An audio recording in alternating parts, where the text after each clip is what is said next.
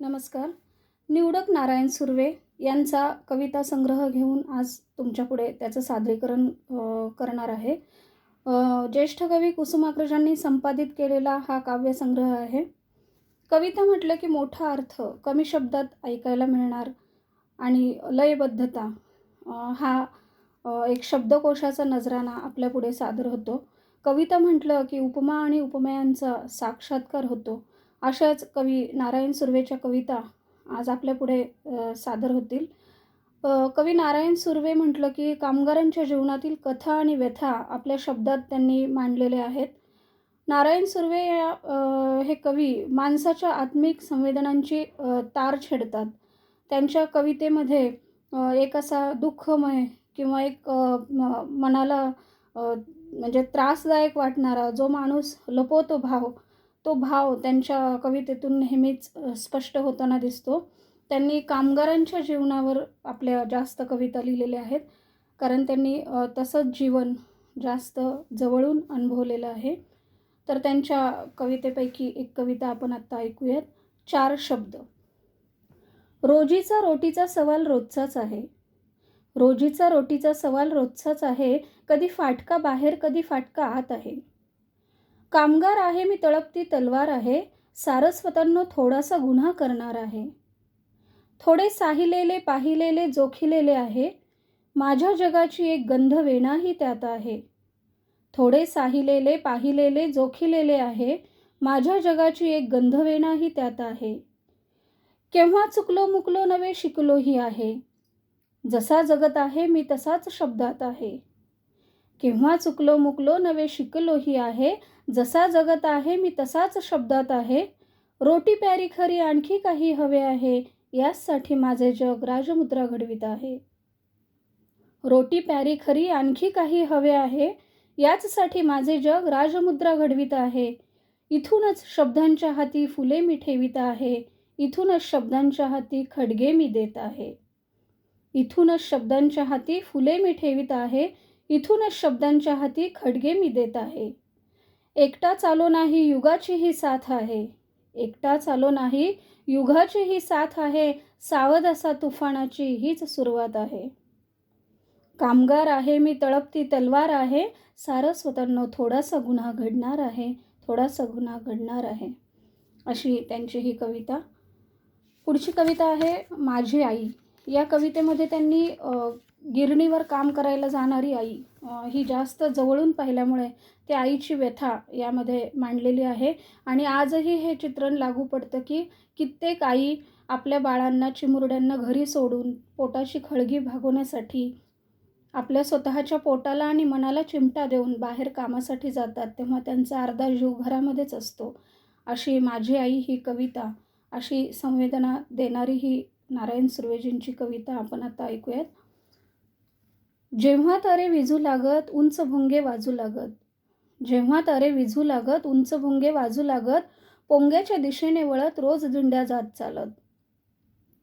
पोंग्याच्या दिशेने वळत रोज दिंड्या जात चालत. झपाझप उचलीत पाय मागे वळून बघित जाय. झपाझप उचलीत पाय मागे वळून बघित जाय. ममतेने जाई सांगत नका बसू कुणाशी भांडत. वर 2 पैसे मिळत. ममतेने जाई सांगत नका बसू कुणाशी भांडत. वर 2 पैसे मिळत. दसऱ्याच्या आदल्या दिनी जाई पाचासह घेऊनी. दसऱ्याच्या आदल्या दिनी जाई पाचासह घेऊनी. फिरू आम्ही आरास बघत साऱ्या खात्यातून हुंदडत. फिरू आम्ही आरास बघत साऱ्या खात्यातून हुंदडत. किती मज्जा म्हणून सांगू शब्दसाठे झालेत पंगू. किती मज्जा म्हणून सांगू शब्दसाठे झालेत पंगू. भिंगऱ्या पपेटे घेऊन फुग्यांचे पतंग झोकून आज जात असू पक्षी होऊन. भिंगऱ्या पपेटे घेऊन फुग्यांचे पतंग झोकून जात असू पक्षी होऊन. एक दिवस काय झाले. एक दिवस काय झाले तिला गाडीतून आणले. एक दिवस काय झाले तिला गाडीतून आणले. होते तिचे उघडे डोळे तोंडातून रक्त भळभळे. होते तिचे उघडे डोळे तोंडातून रक्त भळभळे. जोडीवालीन तिची साळू जवळ घेत म्हणाली बाळू. जोडीवालीन तिची साळू जवळ घेत म्हणाली बाळू. मिटी मिटी पाहत होतो माझे छत्र शोधित होतो आम्ही आई शोधित होतो. मिटी मिटी पाहत होतो माझे छत्र शोधित होतो आम्ही आई शोधित होतो. त्याच रात्री आम्ही पाचांनी एकमेकास पिलगुनी. त्याच रात्री आम्ही पाचांनी एकमेकास बिलगुनी आईची माया समजून घेतली चादर ओढून. आधीचे नव्हतेच काही, आता आई देखील नाही. अश्रूंना घालीत अडसर, जागत होतो रात्रभर, झालो पुरते कलंदर. असे निःशब्द करणारे भाव नारायण सुर्वे यांनी मांडलेले आहेत. त्यांची पुढची कविता आहे क्षणात जिंकीन. आपल्या मायदेशी काय काय आहे आणि मायदेशात यावे परदेशात गेलेल्यांनी असा एक आग्रह आणि मायदेशीचा एक उत्सव त्यांनी आपल्या या कवितेतून व्यक्त केलेला आहे. क्षणात जिंकीन. माझ्या मायदेशी यावेच सर्वांनी, माझ्या मायदेशी यावेच सर्वांनी, फुगड्या घालाव्या फुला तारकांनी. माझ्या मायदेशी यावेच सर्वांनी, फुगड्या घालाव्या फुला तारकांनी. मेघाने यावे डुलत झुलत, विजेनेही यावे लवत फुलत. मेघानेही यावे डुलत झुलत, विजेनेही यावे लवत फुलत. नटली नगरी रंगाने गडद, नटली नगरी रंगाने गडद, पिवळ्या शेतांची लावून हळद. निळ्याभोर पाणी चांदण्याचा वारा. उपमा किती सुंदर वापरलेत पहा. निळ्याभोर पाणी चांदण्याचा चारा, सह्याद्रीचा मोर उभारी पिसारा. हिरव्या पक्ष्यांनो फुलवाही बाग, हिरव्या पक्ष्यांनो फुलवाही बाग, भूपाळीत ओवा मालकंस राग.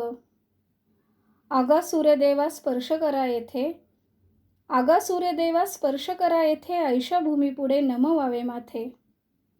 ज्ञानी यांची कुणी काढा बरे तीट, मराठीचा थाटा संसार हो नीट. ज्ञानी यांची कुणी काढा बरे तीट, मराठीचा थाटा संसार हो नीट. अमृता ते पुन्हा पैजामे लावीन, थोर भल्या भल्या क्षणात जिंकीन. अमृता ते पुन्हा पैजामे लावीन, थोर भल्या भल्या क्षणात जिंकीन, क्षणात जिंकीन. यानंतरची त्यांची कविता आहे. त्या कवितेमध्ये प्रत्येक व्यक्तीच्या मनातला भाव व्यक्त केलेला आहे. अगदी लक्ष देऊन ऐकल्यानंतर या कवितेतला भाव आपल्या लक्षात येईल. कवितेचं नाव आहे येता का सांगाती.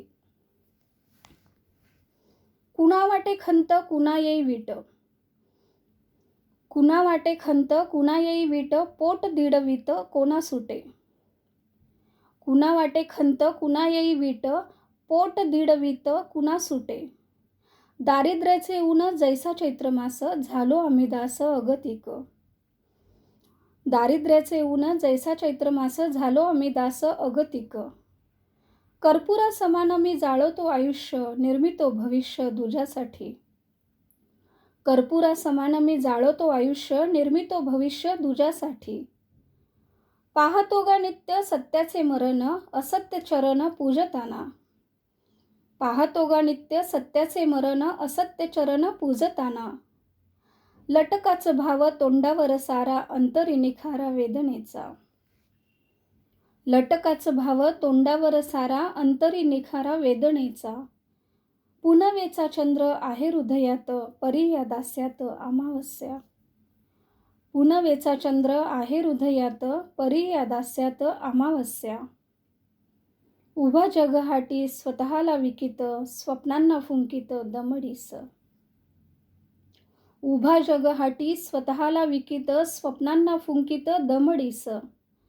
ऐसा गदारोळ माजतोबा येथे, किती खावे गोते भोवऱ्यात. ऐसा गदारोळ माजतोबा येते, किती खावे गोते भोवऱ्यात. शेवटच्या 2 ओळी अशा आहेत की ज्यामध्ये अवघ्या आयुष्याचा जल्लोष आणि अवघ्या आयुष्याचा प्रवास दडलेला आहे. चाललो पुढेच येता का सांगाती, तेजाची दिवटी धरून या. चाललो पुढेच येता का सांगाती, तेजाची दिवटी धरून या. अशा ह्या नारायण सुर्वेच्या कविता. या त्यांच्या काव्यसंग्रहामध्ये खूप कविता आहेत, परंतु त्यातल्या निवडक काही कविता आपल्यापुढे सादर केलेल्या आहेत. त्या आपल्याला कशा वाटल्या आणि हा कवितांचा सदरही आपल्याला कसा वाटला, नक्कीच प्रतिक्रिया कळवत राहा. धन्यवाद.